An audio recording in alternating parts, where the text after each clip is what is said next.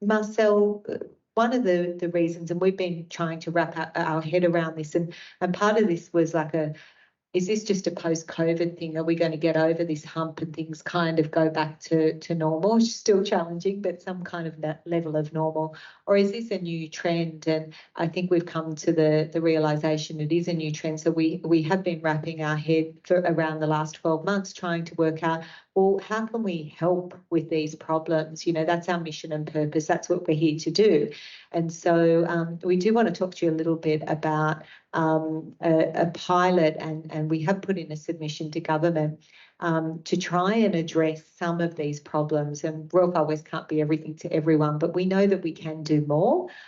Marcel, can you talk to us a little bit about the rural paediatric clinic model, and, you know, if we were successful in getting funding, how we would address not only this widening need, but of course all of these families that just can't always make it down here to Manly for this very special service?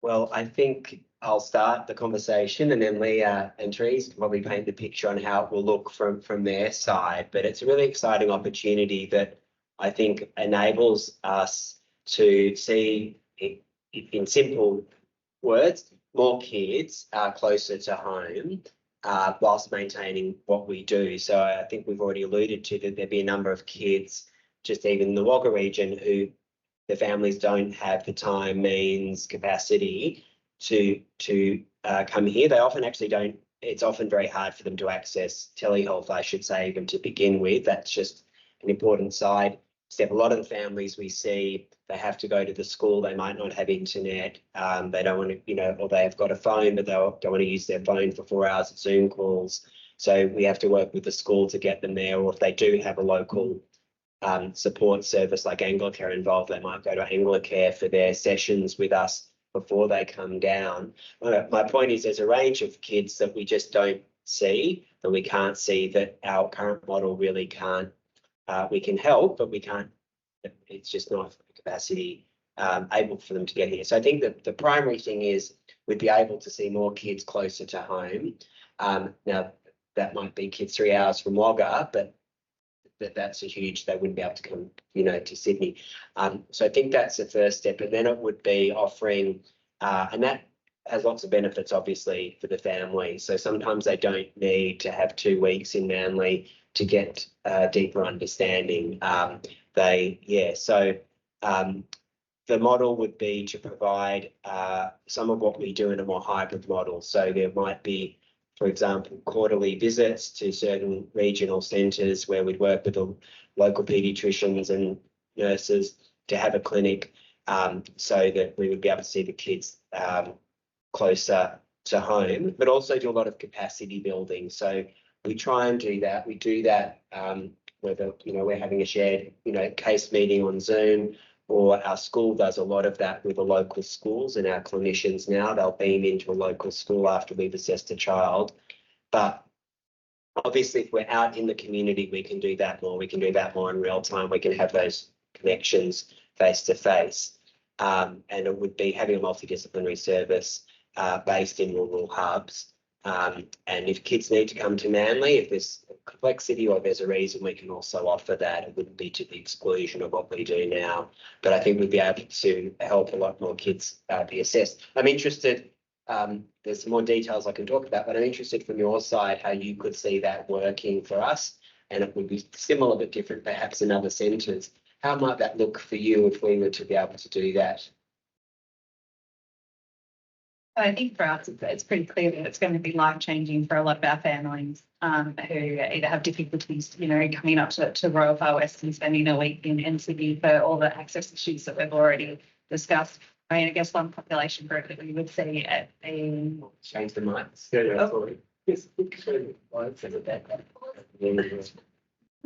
Frequency issues. I guess one population group that we see it benefiting as well is actually our Indigenous families. So to be able to actually provide that care on country rather than them having to travel away is quite an important concept. I guess we've actually got some experience down in Wagga of doing a similar model, and it was something that I was involved in a subspecialty, so paediatric rheumatology. Historically, kids would have to travel up to Sydney generally quite a number of times a year to be able to access that subspecialty service. And what we've done is provided a clinic down there with building local capacity. With myself and one of the paediatric rheumatologists in Sydney, so he will come down and do some telehealth clinics, and otherwise I'll telehealth in with them, with the patients locally. So it's saving these families significant amount of time and cost and trips to having to access the care in Sydney. So we kind of foresee that having a similar sort of process with Royal Far West for developmental assessments locally.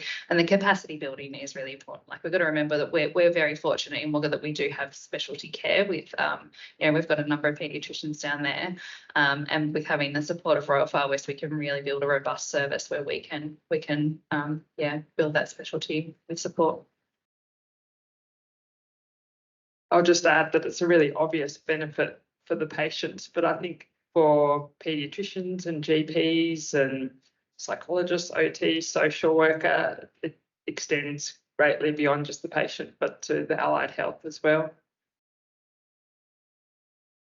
I think importantly, part of our model has always been around capacity building. So when we're connecting kids back to care, when we are able to do that, it's really important that we at the same time help build understanding about the particular child's needs, and wrapping around local clinicians that might feel professionally isolated, that might be doing everything from paediatrics to geriatrics, and really need support and guidance around some of these complex paediatric issues. And so this would just give us the opportunity to really kind of supercharge those efforts, and really it's just an extension of the model. And I think for us, our response to disasters, natural disasters that have occurred in this country in the last 3 years, have really again heightened our ability to deliver a hybrid model like this. So we have been operating in 60 communities that have been bushfire and flood impacted,